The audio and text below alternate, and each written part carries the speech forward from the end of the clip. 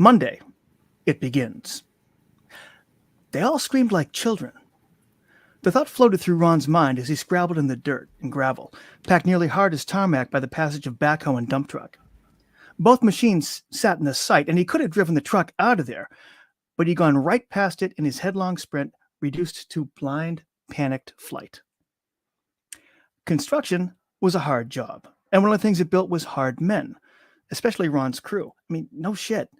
Cal had once, in a moment of distraction, punched a drywall screw right through the meat of his hand, and then, without complaint or comment, backed the screw out, wrapped the hand in a rag, and kept on working.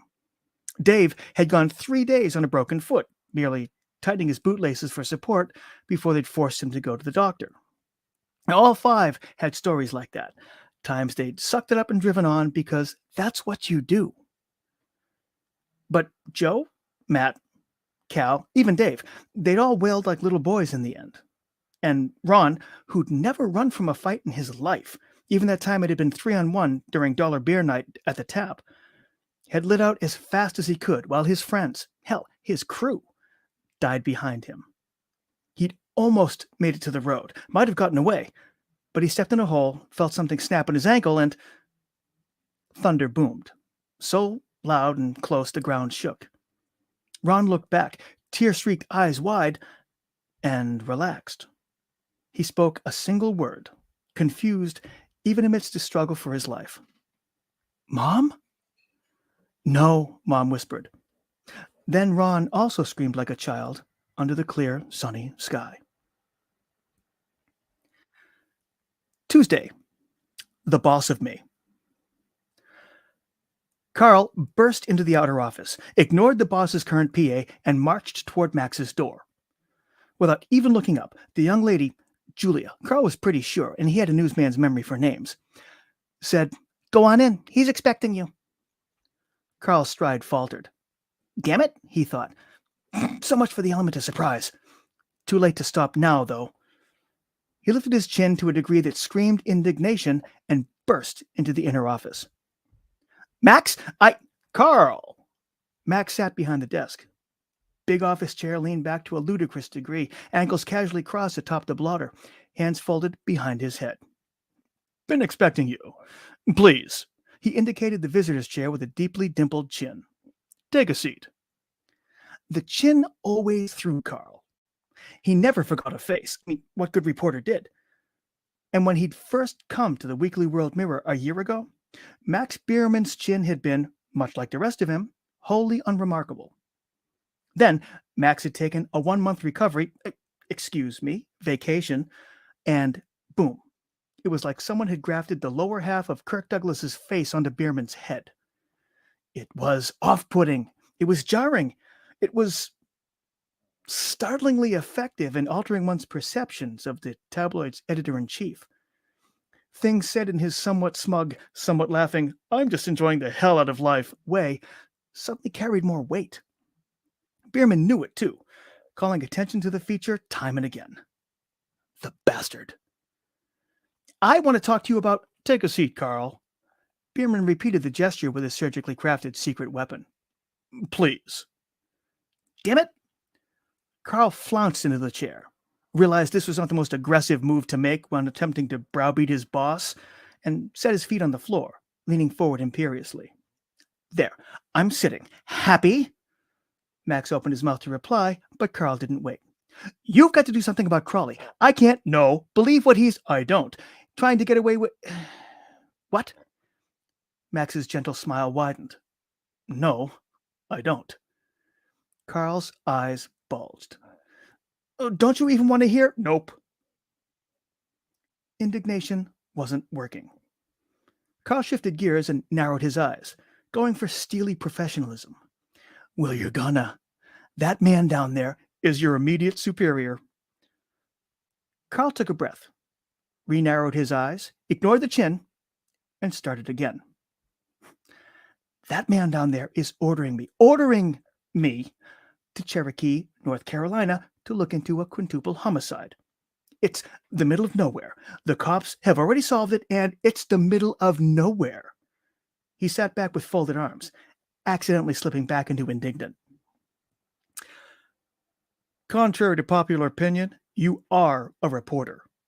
Max somehow flexed his dimple, the ruthless son of a bitch. And that sounds like news to me.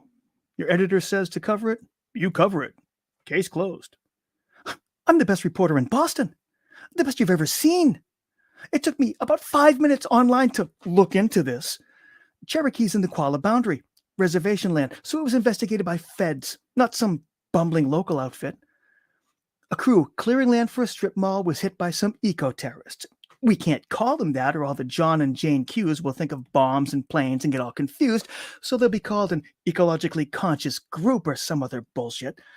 Said eco-terrorists to be named later. Probably once the tree huggers realize that unless they come forward and claim credit, they won't get any. Boom, done. It's looked into. I can write something up if you want, maybe do a follow-up once those Friends of the Forest chuckleheads give us a name, but Crowley wants boots on the ground. Your boots, Cherokee, North Carolina ground. Have a nice flight. Carl gaped, caught himself, and turned it into a slow, cat-like blink. I'm not going. Max sighed. Suit yourself. I refuse. Fine. Carl stood. Then I'm heading straight down to Crawley and telling him to give me another assignment. He started for the door, maintaining his arrogant strut, though it felt a little spongy, and he couldn't help thinking, why does this seem too easy? His hand was actually on the knob when Max spoke up, voice jauntier than ever. You won't get one. Aha! Carl whirled. What do you mean? Of course I'll... He's given you an assignment. Until you complete it to the best of your ability, you don't get another one. Carl actually sputtered. I'll walk out. You think I need this place? Don't be ridiculous. I'm the best reporter you've ever seen. I could have a job. You may well be the best reporter I've ever seen, said Max, kicking his feet off the desk and leaning forward on his elbows, tone suddenly serious. I've seen no evidence of that, but I'll admit the possibility is there. Possibility? You... But what I know you are is the reporter who wrote that main story. The one about... Carl waved his hands. I don't want to talk about that. You were a guy on your way up, hungry, and you stepped on your dick. You wrote a story that got you fired. A story rejected by every paper in Boston, every paper in New England. A story only we would print. He waved a hand toward the framed front pages hanging behind him, Weekly World Mirror headlines shouting from the wall. Elvis probed me on an alien vessel. Man marries Sycamore, and they have kids. Bigfoot found in suburbs. He's a homeowner, people. You walked in here with that story a year ago, and here you still are, sitting in Cambridge, writing for the oldest tabloid in the country. You've bitched the whole time that this place is beneath you, but as far as anybody out there in the real world is concerned, this is where you belong. Carl's fist balled. I don't belong here. You walk out that door. Max chinned toward the exit. Tell all those real world folks you can't even work here, and I give it a month before you're just some yobbo with a blog, babbling in the void with nobody listening. Carl gaped again. That's you. I would never. He realized he felt about bloggers now the same way he felt about tabloids last year. He would never, ever stoop so low. And yet, here he still was. Shit. Max must have seen the newshound's shoulders slump, for his lilting vocal bounce reappeared as he threw Carl a bone. Look, I know you want to dig yourself out of the hole, start your climb back up to the big leagues. I get it. So, look at it this way. Crowley's not asking you to write up another carnivorous vole or giant centipede story. He's not asking you to fabricate anything. Just go out in the field and do some investigative journalism. You don't think there's a story there? Your editor does. Go find one. Be the best damned reporter I've ever seen. Wow me. Wow all of us. Think of it as a step toward erasing the memory of that Maine fiasco. Think of it as... He framed a headline in the air. Ace reporter takes a step in the right direction. The son of a bitch has me. Carl glared. It's got to be the chin. He flounced back into the chair. Fuck it. I've lost this one, but I can't go out weak. He folded his arms and arched his brows, back ramrod straight. I demand an aisle seat.